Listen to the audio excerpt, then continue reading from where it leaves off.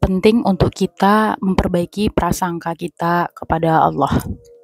Karena gini, prasangka yang kamu sadari, prasangka yang kamu miliki itu secara tidak langsung menentukan bagaimana nasibmu dan bagaimana keadaanmu sebenarnya. Jadi terkadang kita memang agak naif dengan diri kita sendiri, terkadang memang kita mengatakan kita percaya dengan janji Allah, tapi secara tidak langsung atau secara tidak sadar, tapi tanpa sadar kita sendiri sebenarnya dalam hati ada keraguan. Misalnya ketika kita menginginkan sesuatu, masih ada dalam hati kita mengatakan, iya nggak sih kayak gitu. Walaupun di dalam lisan kita mengatakan, aku yakin Allah pasti begini dan begitu. Nah begini, berkaitan dengan mengenai prasangka terhadap Allah ini hanya kamu dan dirimu sendiri yang tahu. Tentang bagaimana prasangkamu terhadap Allah itu adalah kamu yang paling tahu mengenai bagaimana selama ini prasangkamu kepada Allah. Jadi sebenarnya begini, coba deh selama ini kamu flashback gitu ya, cross check balik bagaimana sebenarnya alam bawah sadarmu berkeyakinan atau berprasangka kepada Allah. Atau jangan-jangan emang kita itu sebenarnya di lisan aja yang kita bilang percaya, tapi sebenarnya dalam keyakinan itu kita tuh kurang percaya gitu. Ya gue nggak mau jauh-jauh ngomongin ke orang lain karena diri gue sendiri seperti itu ya. Gue merasa wow, gue kayaknya perlu untuk memperbaiki prasangka ini. Karena sebenarnya ya itu tadi ya, sejauh mana prasangka kita kepada Allah sebenarnya seperti itulah yang akan terjadi. Ini fakta dan ini tidak bisa tidak bisa diganggu gugat karena memang sebenarnya bagaimana prasangka kita kepada Allah itulah yang menentukan bagaimana sebenarnya Allah akan memberikan situasi ke dalam diri kita gitu ya. Ya gini deh, pasti kalian pernah ya gini ketemu sama teman kalian yang misalnya gini, atau enggak kalian dari kalian sendiri deh misalnya contohnya. Kita tuh kadang-kadang kalau nasihatin orang, misalnya di teman kita ada musibah gitu kan, terus kayak kita bilang, "Sabar ya, Allah pasti bakal ngasih petunjuk buat kamu, kayak gini, kamu yakin aja," gitu. Tapi sebenarnya kalau ibaratkan kita berada di posisi itu, barangkali kita juga sebenarnya nggak mampu gitu, nggak mampu untuk percaya atau berkeyakinan bahwasanya ya Allah itu akan memberikan petunjuk atau jalan buat kita kalau kita dalam posisi itu. Jadi terkadang kita emang naif gitu ya, agak munafik gitu.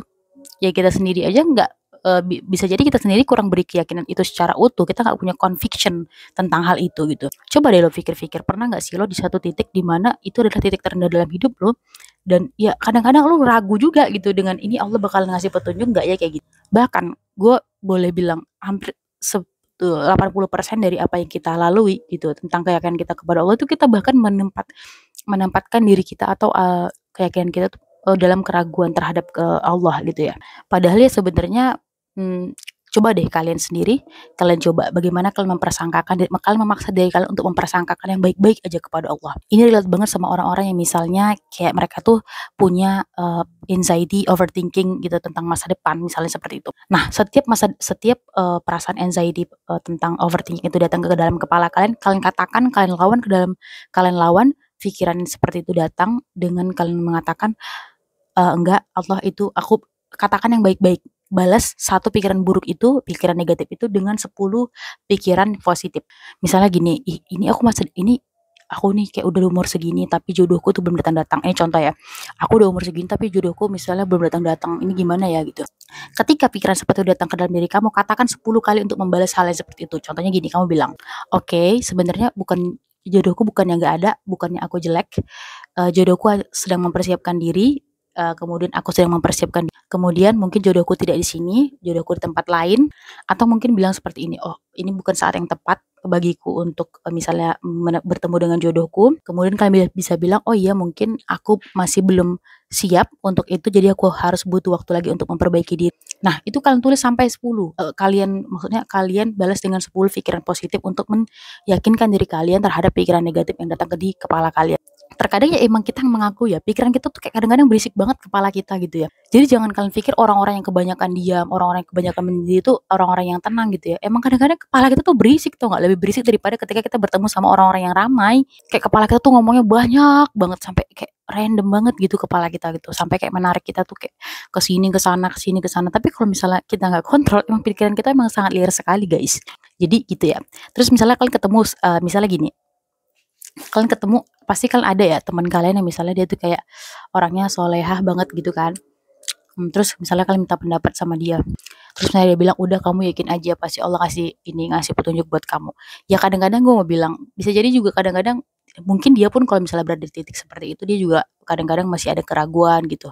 Misalnya ada apa namanya, keraguan di dalam dirinya gitu. Jadi kan sebenarnya aku nggak mau bilang dianya yang salah, bukan, tapi sebenarnya kita juga menempatkan diri kita seperti seperti apa sih kayak gitu. Ya kadang-kadang kita memiliki posisi yang sama gitu. Jadi itulah kenapa aku bilang ini lebih ke mengevaluasi diri, apakah kita sudah menempatkan prasangka yang baik kita kepada Allah, Tuhan kita, atau kadang-kadang satu hari itu kadang-kadang hampir 99% kita tuh memang prasangkanya buruk aja gitu. Coba deh kalian prasangka ini, belajar prasangka baik itu kayaknya lebih work nggak sih? Maksudnya kayak lebih memberikan impact yang positif daripada kayak yang kita tuh berpikirnya terlalu negatif banget gitu. Atau sebeginilah, ketika misalnya contoh ya, misalnya kan ada orang bilang kalau kalian berprasangka baik itu pasti bakal kenyataan. Ya mungkin mungkin bisa jadi kita nggak bisa ngomong itu 100% benar, tapi at least dengan lu misalnya berprasangka baik itu sama dengan berpikir positif ya, teman-teman. Itu kalian tuh kayak kayak apa ya, kayak berusaha untuk melawan pikiran-pikiran buruk yang sangat berisik di kepala kalian untuk berusaha mengontrolnya dan menenangkannya, itu satu. Kemudian yang kedua, dengan kalian berprasangka baik itu setidaknya kalian meredakan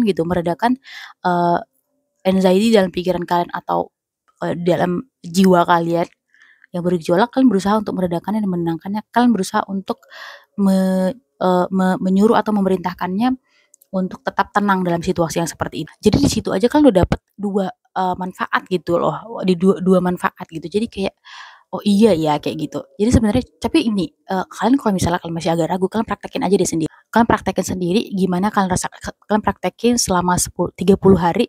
Kalau misalnya kalian merasakan manfaatnya seperti yang aku bilang tadi, setiap hari kalian harus mengatakan yang baik-baik aja ke dalam diri kalian. Juga di dalam ke lingkungan kalian gitu, terhadap apapun itu kalian puji yang baik-baik dan positif. Coba kalian rasakan bagaimana impactnya. Kalau misalnya kalian merasakan impact yang baik, kalian balik lagi ke video ini, kalian tulis di kolom komentar, atau kalian punya pengalaman yang seperti itu, kalian boleh tulis, kalian boleh share di kolom komentar ya. Oke teman-teman, segitu dulu buat video kita kali ini. Thank you and see you in the next video. Bye bye.